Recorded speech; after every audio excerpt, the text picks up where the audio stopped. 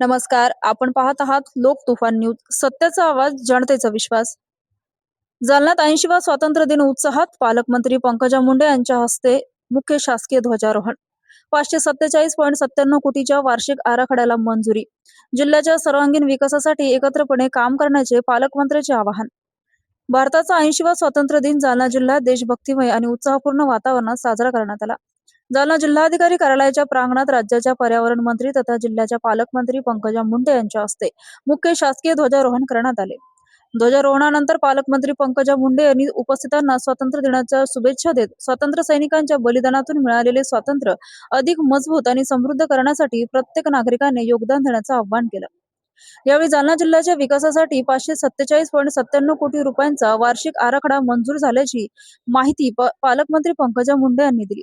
जिल्ह्याच्या सर्वांगीण विकासाला गती देण्यासाठी प्रशासन, लोकप्रतिनिधी आणि नागरिकांनी समन्वयाने काम करण्याची गरज असल्याचं त्यांनी नमूद केलं. या मुख्य शासकीय ध्वजारोहण सोहळ्यात जिल्हाधिकारी आशिमा मित्तल, पोलीस अधीक्षक तेगबीर सिंधू, अपर पोलीस अधीक्षक विक्रम साळी, खासदार कल्याण काळे, आमदार अर्जुन खोतकर, आमदार बबनराव लोणीकर, आमदार नारायण कुचे, भाजप महानगर जिल्हाध्यक्ष भास्करआबा दानवे, स्थायी समिती सभापती अशोक पांगारकर यांच्यासह विविध विभागाचे अधिकारी, कर्मचारी, पोलीस अधिकारी तसेच नागरिक मोठ्या संख्येने उपस्थित होते. तिरंग्याच्या साक्षीने पार पडलेल्या या सोहळ्यात देशभक्तीपर वातावरण निर्माण झाले होते. नागरिकांच्या उत्स्फूर्त सहभागामुळे जालना शहरात स्वातंत्र्य दिनाचा उत्साह अधिकच वाढला. लोक तुफान न्यूज, अशफाक पटेल. सर्व सन्माननीय स्वातंत्र्य सैनिक, ज्येष्ठ नागरिक, माननीय आमदार, खासदार, लोकप्रतिनिधी, उपस्थित सर्व अधिकारी, कर्मचारी, विद्यार्थी आणि पत्रकार बांधव या सर्वांना मी मनापासून भारतीय स्वातंत्र्य दिनाच्या शुभेच्छा देते.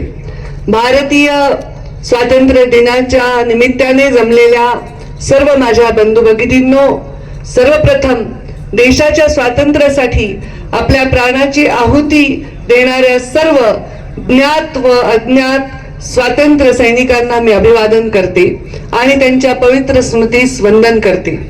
15 ऑगस्ट 1947 रोजी भारतीयांनी ब्रिटिश साम्राज्याच्या छायेतून बाहेर येत स्वतंत्रतेचा एक श्वास घेतला. हा क्षण केवळ राष्ट्रीय विजय नव्हे तर एक सामाजिक, सांस्कृतिक आणि ऐतिहासिक परिवर्तनाचा आरंभ आहे. भारतीय स्वातंत्र्य संग्रामाच्या शूर सैनिकांच्या बलिदान आणि कष्ट, त्याचबरोबर अनेक महान नेत्यांच्या आणि क्रांतिकारकांच्या प्रयत्नांनी आपल्या देशाला स्वातंत्र्य मिळालेले आहे. देश स्वतंत्र झाला, देश घडत गेला, राज्य घडत गेला आणि त्याच समवेत माझा जालना जिल्हा देखील घडत आहे, घडत राहील याचा मला विश्वास आहे. आपल्या जालना जिल्ह्याच्या स्थापनेला देखील 45 वर्ष पूर्ण झालेली आहेत आणि या 45 वर्ष पूर्ण झालेल्या जालना जिल्ह्याच्या या स्थापनेमध्ये 3 महत्वाचे स्तंभ या जालना जिल्ह्याचे आहेत. ते म्हणजे इथलं स्टील, इथलं सीड आणि इथलं सिल्क. त्यामुळे या 3S या स्तंभांचा विकास करण्यासाठी पालकमंत्री म्हणून मी कटिबद्ध आहे.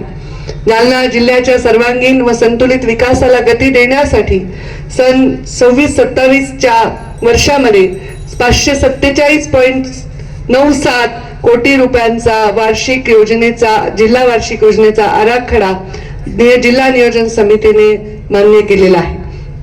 यावर्षी आपण सर्वजण पावसाची प्रतीक्षा करत होतो. पावसाने सरासरी गाठली आहे, परंतु अद्याप जिल्ह्यामध्ये समाधानकारक पाऊस नाही. त्यामुळे जिल्ह्यात मोठ्या प्रकल्पामध्ये आवश्यक पाणी साठा झालेला नाही. यावर्षी जिल्ह्यामध्ये खरीपाचे एकूण 6,25,000 हेक्टर क्षेत्र असून सुमारे 5,68,00,000 हेक्टरहून अधिक क्षेत्रावर पेरणी झालेली आहे. पाण्याचं जेवढं आपल्याला नियोजन करता येईल, काटकसरीने वापर करता येईल, यावर सर्वांनी जागरूकपणे लक्ष द्यावं असं मी पर्यावरण मंत्री म्हणून देखील आपल्या सर्वांना आवाहन करते.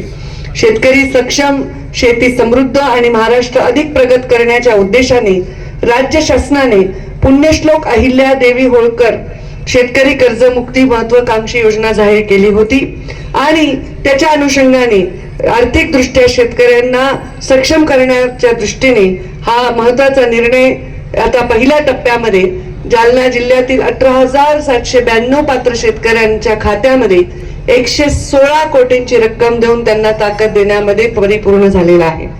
कृषी विभागामार्फत 25-26 अंतर्गत जिल्ह्यातील सुमारे 11,000 शेतकऱ्यांना विविध बाबींसाठी 67 कोटी रुपयांचा लाभ देण्यात आलेला आहे. प्रधानमंत्री सूक्ष्म अन्न प्रक्रिया योजनेमध्ये 52 लाभार्थ्यांना सुमारे 2 कोटी रुपयांचे कर्ज तसेच 87 लाख रुपयांचे अनुदान वितरित करण्यात आले आहे.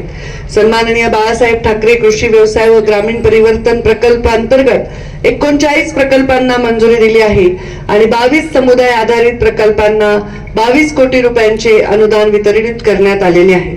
स्वर्गीय गोपीनाथ मुंडे शेतकरी सानुग्रह योजनेअंतर्गत 25-26 मध्ये अपघातात मृत्यू झालेल्या तसेच अपंगत्व आलेल्या जिल्ह्यातील एकूण 127 शेतकऱ्यांच्या वारसदारांना सुमारे 2 कोटी 53 लाख रुपये एवढा सानुग्रह अनुदान मंजूर झालेले आहे.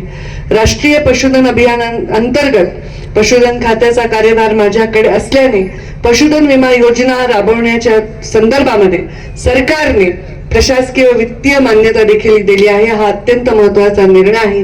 यामुळे पशुपालकांना त्यांच्या पशूंचा अपघात किंवा नैसर्गिक आपत्ती किंवा रोगामुळे जर मृत्यू झाला तर आर्थिक संरक्षण मिळणार आहे आणि त्यामुळे पशुपालकांचे आर्थिक स्थैर्य टिकवण्यामध्ये आपल्याला यश येणार आहे.